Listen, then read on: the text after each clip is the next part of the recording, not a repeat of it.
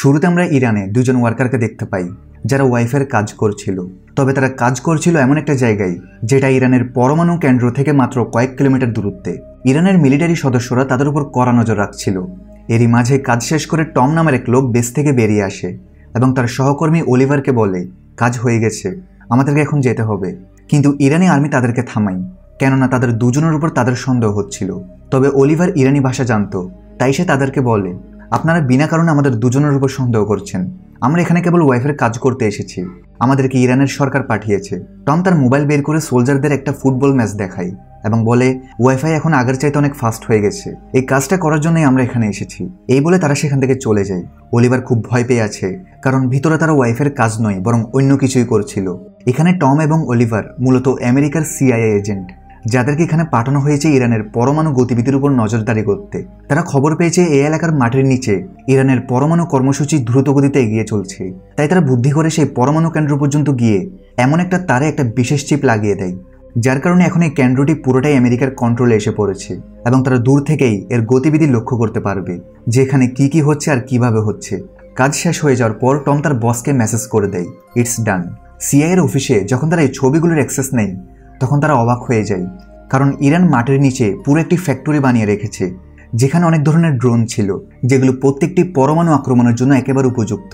কিন্তু আজকের এই মিশনে অলিভার অনেক ভয় পেয়ে গেছে। টম তাকে বলে, ভয় পাবার কোনো কারণ নেই, কেননা তাদের এটাই কাজ, প্রতিনিয়ত এই বন্দুকের নলের মুখেই তাদের জীবন। একটা ভুল এবং বন্দুকের ট্রিগার চেপে যাবে, তাই যাই করো না কেন কনফিডেন্সের সাথে করো। অন্যদিকে আমরা লুনা নামক এক রিপোর্টারকে দেখতে পাই, যার কাছে অপরিচিত একটা নাম্বার থেকে কল আসে এবং তাকে কিছু ছবি পাঠায়, কেননা সেই মেসেজে ইরানের সেই পরমাণু কেন্দ্রের 360 ডিগ্রি ইমেজ ছিল। লুনাকে বলা হয় তারা সিআইএ এজেন্ট এবং সে যেন এই তথ্যগুলো আপাতত গোপন রাখে। তারা যখন বলবে তখন এর এই সব কিছু ইন্টারনেটে ছেড়ে দিতে পারবে। তবে লুনা লোভে পড়ে যায়, কেননা সেই যদি এই ছবিগুলো সবার প্রথমে তার বসকে পাঠিয়ে দেয় এবং টেলিকাস্ট করে দেয়, তাহলে তারা রাতারাতি ধনী হয়ে যাবে। তার বসও এই খবরে খুশি হয়, কিন্তু তারা জানতো না ইরানের এজেন্টের দ্বারা তাদের দুজনের কল ট্যাপ করা হয়েছে। আর এখান থেকে শুরু হয় আসল কাহিনী। আমরা টমকে তার বাড়ির ছাদে দেখতে পাই, যেখানে সে মোবাইলে তার স্ত্রীর সাথে কথা বলছিল। টমের স্ত্রী টমের এই পেশা নিয়ে অনেক চিন্তিত ছিল, কেননা টম বছরের পর বছর তাদের সঙ্গে কোনো যোগাযোগ করে না এবং তাদের কাছে পর্যাপ্ত পরিমাণ অর্থ পাঠাচ্ছিল না। এসবে বিরক্ত হয়ে সে ডিভোর্স নেওয়ার সিদ্ধান্ত নেয়, কেননা টাকা পয়সার অভাবে তাদের পরিবার এবং সন্তানদের জীবন অনেক কষ্টকর হয়ে পড়েছে। কিন্তু টম বলে এই একটা কাজে সে ভালো মতো করতে পারে। ওয়াইফ জিজ্ঞাসা করে এটা কেমন পেশা, যেখানে তার কোম্পানি তাকে এমন এমন স্থানে পাঠায় যেখানে গেলে আমেরিকানদের মৃত্যু নিশ্চিত। এরপর আমরা দুবাই বসবাসরত ফাহাদকে আফগানিস্তানে দেখতে পারি, যার কাছে ছিল একটা নকল আইডি। কিন্তু কেউ তাকে কোনো প্রশ্ন করে না, কেননা এখানকার লোকেরা তার ব্যাপারে আগেই জানতো। সে একটা কালো গাড়িতে উঠে পড়ে, যেখানে রোমান নামক এক ব্যক্তির সঙ্গে তাকে কথা বলানো হয়। রোমান তাকে কোনো চিন্তা করতে মানা করে, তাকে কেবল ট্রান্সলেটের কাজই করতে হবে এবং 3 দিনের মধ্যেই রোমানের বন্ধু তার সঙ্গে দেখা করবে। আসলে ফাহাদ একজন ভদ্র মানুষ, শুধুমাত্র বেশি টাকার আশায় সেই কাজটা করতে রাজি হয়েছে। অন্যদিকে আমেরিকা সেই পরমাণু কেন্দ্রের ছবিগুলো ভালো করে দেখার পরে তারা সিদ্ধান্ত নেয় যে তারা সেই পুরো কেন্দ্রটাকেই বিস্ফোরণে উড়িয়ে দিবে, যদিও সেখানে হাজার হাজার কর্মচারী কর্মরত ছিল। এরপর তাদের পরিকল্পনা মতো তারা সেই চিপের মাধ্যমে নিউক্লিয়ার সেন্টারের তাপমাত্রা বাড়িয়ে দেয়, যার কারণে সেখানে বিশাল এক বিস্ফোরণ হয় এবং কর্মরত সকলে মারা যায়। কিন্তু টম যখন এই ঘটনা ছাদ থেকে দেখে তখন সে বুঝতে পারে তাকে এখন এখান থেকে পালাতে হবে, কেননা আমেরিকা কখনো সামনে আসবে না, আর না তো স্বীকার করবে তারা এটা করেছে। অন্যদিকে ইরানি মিলিটারি এখন অনেক সতর্ক হয়ে গিয়েছে। ইরানের জেনারেল ঘটনাস্থল তদন্তে আসে এবং তার কমান্ডারকে এর কারণ জিজ্ঞেস করলে কমান্ডার বলে এই কাজটা আমেরিকা কিংবা ইসরায়েলের হতে পারে, কারণ কয়েকদিন আগেও তারা দুজন ব্যক্তির একটা কল রেকর্ড পেয়েছিল, যেখানে তারা গোপন কিছু জিনিস নিয়ে কথাবার্তা বলছিল। জেনারেলের মাথায় এই সময় গরম ছিল। সে আদেশ দেয় যার উপরই সন্দেহ হবে তাকে যেন গুলি করে মেরে ফেলা হয়, এক বিন্দুও যেন দয়া দেখানো না হয়। এদিকে টম সবকিছু প্যাক করে তাড়াতাড়ি সেখান থেকে বেরিয়ে পড়ে, কিন্তু অলিভারের কাজ এখনো শেষ না হওয়াতে সেখান থেকে যেতে পারবে না। যাওয়ার সময় টম তাকে বলে যত প্রমাণ রয়েছে সবকিছু জ্বালিয়ে দিও। কয়েক ঘন্টার ফ্লাইটের পর টম দুবাই এয়ারপোর্টে ল্যান্ড করে এবং সেখান থেকে তার লন্ডনে যাওয়ার কথা, কিন্তু তার ফ্লাইটের এখন আরো অনেক সময় বাকি।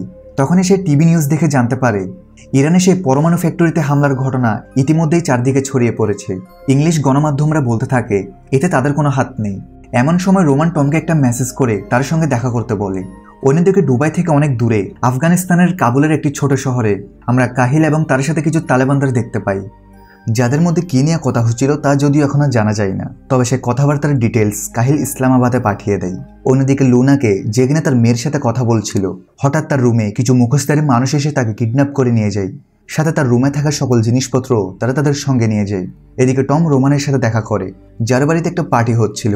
টম বলে সে কোনো মদ পান করে না, কিন্তু রোমান টমকে এখানে ডেকেছিল অন্য কাজের জন্য।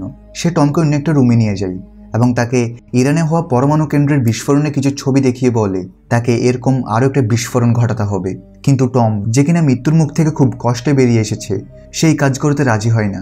রোমান তার সামনে প্রচুর পরিমাণে অর্থ রাখে আর তাকে বলে সে যত চাই তাকে তত দেয়া হবে। এখন যেহেতু টমের পরিবারের আর্থিক অবস্থা খারাপ, তাই সে কোনো উপায় না পেয়ে রাজি হয়ে যায়। কিন্তু সে জিজ্ঞাসা করে তাকেই কেন রোমান এই কাজের অফার দিচ্ছে। উত্তরে রোমান বলে যে টমকে আফগানিস্তানের রাস্তা দিয়ে ইরানে প্রবেশ করতে হবে, আর আফগানিস্তানে যেতে হলে সাহস থাকা দরকার, যেটার জন্য লক্ষ লক্ষ ডলারও কম। এরপর রোমান টমকে ফাহাদের ব্যাপারে বলে, যে কিনা আগে থেকেই তার জন্য অপেক্ষা করছিল। সে তাকে সম্পূর্ণ সাহায্য করবে, কেননা সে ইরান এবং আফগানিস্তান উভয় ভাষাতেই পারদর্শী ছিল। এরপরে টম আফগানিস্তানের হেরাতে পৌঁছায়, যেখানে তার সাথে দেখা হয় ফাহাদের সাথে টম একটা বাড়িতে চলে যায়। এদিকে ইরানের কমান্ডার লুনাকে জিজ্ঞাসাবাদ করতে থাকে এবং বারবার একই কথা জিজ্ঞেস করে যে সেই কলে লুনা কার সাথে কথা বলছিল এবং এই ছবিগুলো তাকে কে পাঠিয়েছে। এটুকু বলে দিলেই সে তার মেয়ের সাথে দেখা করতে পারবে। কিন্তু লুনা প্রতিবারই বলে ছবিগুলো তাকে সে অজ্ঞাত নম্বর থেকে পাঠানো হয়েছিল এবং সে কোনো এজেন্ট নয়, তার কাজ কেবল রিপোর্টিং করা। ওইদিকে টম ফাহাদকে কিছু বন্দুক দেখিয়ে বলে এই অস্ত্রগুলো তার কাছে রাখতে, তার কাজে লাগবে। কিন্তু অস্ত্র দেখে ফাহাদ টমকে জিজ্ঞেস করে তার মিশনটা আসলে কি ছিল। টম বুঝতে পারে ফাহাদকে আসলে এই মিশনের ব্যাপারে কোনো কিছুই জানানো হয়নি। সে ফাহাদকে বলে এটা একটা টপ সিক্রেট মিশন। যেটা শুনে ফাহাদের মাথায় হাত। সে বুঝতে পারে সে এখন অনেক বড় একটা ঝামেলার মধ্যে ফেসে গিয়েছে। অন্যদিকে রোমান টিভিতে দুজন ব্যক্তির ছবি দেখে, যাদেরকে ইরানের সেই পরমাণু কেন্দ্রের বিস্ফোরণের পেছনে দায়ী দাবি করা হয়। ইরানের স্পষ্ট দাবি এরা দুইজন হচ্ছে আমেরিকান। এখানে আমরা জানতে পারি যে লুনা কমান্ডারকে সবকিছু বলে দিয়েছে। রোমান তাড়াতাড়ি টমকে খবরটা জানায় এবং তাকে বলে তারা খুব সম্ভবত অলিভারকে মেরে ফেলেছে, তাই সেই যেন রোমানের দেওয়া মিশনটা আপাতত ভুলে যায় এবং যত তাড়াতাড়ি সম্ভব সেখান থেকে দূরে কোথাও কোনো একটা মরুভূমিতে চলে যায়। আর এমন পরিস্থিতিতে এন্ট্রি হয় পাকিস্তানের আইএসআই। ইসলামাবাদ থেকে আইএসআইয়ের হেড কাহিলকে কল করে বলে যে কোনো মূল্যে ইরানের আগে তাদের টমকে ধরতে হবে, তাও জীবিত অবস্থায়। এতে একদিকে তারা তাকে বিক্রি করে প্রচুর পরিমাণ টাকা পাবে, সাথে টমের বিনিময়ে তারা পুরো পৃথিবীকে বলতে পারবে যে তারা এই কাজটা করে দেখিয়েছে। তাই কাহিল তাড়াতাড়ি করে হেরাতের উদ্দেশ্যে বেরিয়ে পড়ে, কেননা টমের লাস্ট লোকেশন সেখানেই ছিল। অন্যদিকে টম সবার আগে তার সকল পেপার আগুনে পুড়িয়ে দেয়, যাতে কোনো প্রমাণ অবশিষ্ট না থাকে। তারপরে ফাহাদের কাছে জানতে চাই আশেপাশে এমন কোনো স্থান আছে কিনা যেখানে ভীষণ গরম পড়ে, ঠিক কোন একটা মরুভূমির মতো। উত্তরে ফাহাদ বলে তারা খান্ডারে যেতে পারে। অন্যদিকে রোমানের কাছে সিআইয়ের হেডের কল আসে, যে কিনা রোমানকে বলে টমের সাথে সে যেন কোনো ক্রমে যোগাযোগ না রাখে। কিন্তু রোমান তার বন্ধুকে এভাবে মৃত্যুর জন্য ছেড়ে দিতে পারে না। অন্যদিকে কমান্ডারের লোকেরা টমের লোকেশন পেয়ে যায় এবং তাকে ধাওয়া করতে শুরু করে। টমও ব্যাপারটা বুঝতে পারে এবং গাড়ি পরিবর্তন করে সেখান থেকে পালানোর চেষ্টা করে। আর এদিকে কাহিল বাইকে করে টমের লোকেশনের দিকে পৌঁছানোর চেষ্টা করে। অর্থাৎ টমের উপর এখন পাকিস্তান ও ইরান দুই দিক থেকেই বিপদ আসছে। একটা স্থানে এসে টমের গাড়ি ট্রাফিক আটকে যায়। সে কমান্ডারের লোকদের দূর থেকে দেখে ফেলে, যারা কিনা যে কোনো সময় তার উপর আক্রমণ করতে পারে। এমন সময় কাহিলও সেখানে পৌঁছায়।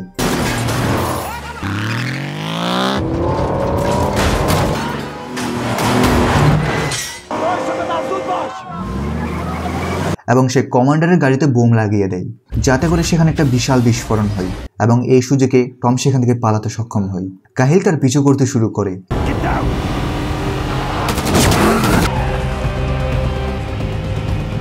অনেকটা পথ অতিক্রম করে একটা স্থানে এসে টমের গাড়ির টায়ার পাঞ্চার হয়ে যায়। এই সময় ফাহাদ গাড়ির টায়ার পরিবর্তন করে, কিন্তু ওইসবের মধ্যে ফাহাদ এক প্রকার বিরক্ত হয়ে যায়, কেননা বিনা কারণে তার জীবন এখন ঝুঁকির মুখে। টম ফাহাদকে ওয়াদা করে যে সে ফাহাদের জীবন বাঁচাবার পুরো চেষ্টা করবে, তবে আপাতত তাদেরকে খান্ডারে পৌঁছাতে হবে। তার আগে তাদেরকে রাব্বানি নামক এক ব্যক্তির কাছে যেতে হবে, যার কাছে চপার ছিল। চপারের সাহায্যে তারা আরো দ্রুত খান্ডারে পৌঁছাতে পারবে। গাড়ির টায়ার ঠিক হয়ে যাওয়ার পরে তারা পুনরায় তাদের যাত্রা শুরু করে। তারা রাতেও তাদের যাত্রা অব্যাহত রাখে। ঠিক এমন সময় কমান্ডার একটা চপার নিয়ে তাদের উপর আক্রমণ শুরু করে দেয়, কিন্তু টম নাইট ভিশন গ্লাস ব্যবহার করছিল, যার কারণে সে খুব সহজেই চালাকি করে সেই চপারটিতে বিস্ফোরণ করিয়ে দেয়, যেটাতে কমান্ডারও মারা যায়। আর এখন তারা দুইজন পায়ে হেঁটে তাদের যাত্রা অব্যাহত রাখে। কিন্তু ফাহাদ টমের মতো এত প্রশিক্ষিত ছিল না, যার কারণে তার পা ব্যথা হয়ে যায়।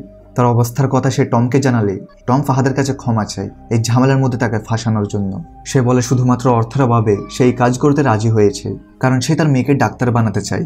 ফাহাদ এই সময় বলে তার মেয়েকে তালেবানের লোকরা মেরে ফেলেছে এরপর সে দুবাই পালিয়ে যায়, তা না হলে তারা তাকেও মেরে ফেলতো। পরের দিন তারা রব্বানির আস্তানায় পৌঁছে যায়। এদিকে কাহিলও সেই ক্র্যাশ ও হেলিকপ্টার পেয়ে যায়। রব্বানির সাথে প্রায় সব দেশেরই সম্পর্ক ছিল, যেমন CIA, ISI ইত্যাদির সাথেও যোগাযোগ ছিল। কিন্তু ফাহাদ যখন তার চেহারা দেখে তখন সে তার উপর রেগে যায়, কেননা তার লোকেরাই তার পুরো গ্রাম ধ্বংস করে দিয়েছিল, যার মধ্যে তার পরিবারও ছিল। এই সময় সে টমকে অনেক কথা শোনায় আর বলে তার মতো লোকদের কারণেই বিনা কারণে নিরীহ মানুষদের প্রাণ চলে যায়। এই কথাই টমেরও খারাপ লাগে, কেননা তার কথা ভুল ছিল না। তারা আরও জানতে পারে রব্বানির কাছে এই সময় হেলিকপ্টার নেই, তাই সে তাদের একটা ট্রাক দিয়ে দেয়। কিন্তু টম ও ফাহাদ সেখান থেকে যাওয়ার সাথে সাথে রব্বানি তাদের লোকেশন ISI এজেন্টের জানিয়ে দেয়, এবং কিছু দূর যাওয়ার পরপরই কাহিল তার লোকদের নিয়ে টমকে ঘেরাও করে ফেলে। ISI এর লোকেরা সর্বপ্রথম ফাহাদকে ইচ্ছামতো পেটায়, তার নিজের দেশ অর্থাৎ ইরানের সাথে বেইমানি করার জন্য এবং আমেরিকানদের সাহায্য করার জন্য। একই সাথে তারা টমকেও ইচ্ছামতো পেটায়। কিন্তু একটু পরপরই টম একটা শব্দ শুনতে পায়, যেটা ছিল তার বন্ধু রোমানের, যে কিনা তার পুরো আর্মি নিয়ে তাদের বাঁচানোর জন্য সেখানে এসে পড়েছিল। রোমানের আর্মি তাদের উপর অনবরত গুলিবর্ষণ করতে থাকে।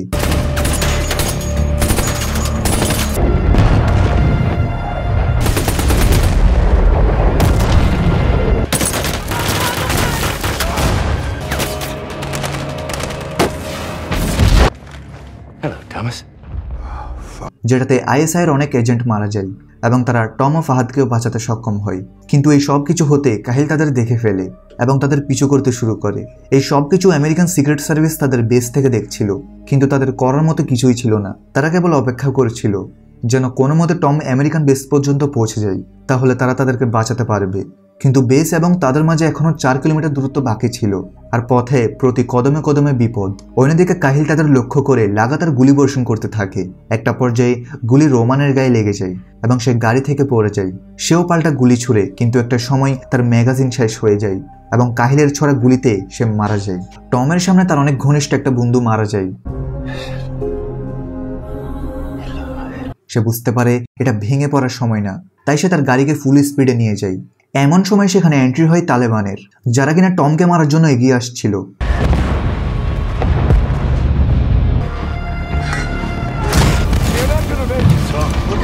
তারা একটা রকেট লঞ্চার ফায়ার করলে টমের গাড়ি একেবারে ধ্বংস হয়ে যায়। কিন্তু এই সময় কাহিল তাদেরকে থেমে যেতে বললে কাহিলের কথায় তারা থেমে যায়, কেননা কাহিল টমকে নিজের হাতে মারতে চাচ্ছিল। এরপর টম এবং কাহিল এক অপরের দিকে গুলি ছুটতে ছুটতে এগিয়ে যায় এবং একটা গুলি কাহিলের কাঁধে লাগে।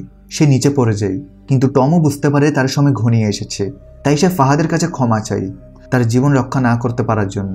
ফাহাদ মানুষ হিসেবে অনেক ভালো ছিল এবং সে টমকে ক্ষমা করে দিয়ে বলে হয়তো এটাই সৃষ্টিকর্তার পরিকল্পনা ছিল, তার সফর হয়তো এ পর্যন্তই।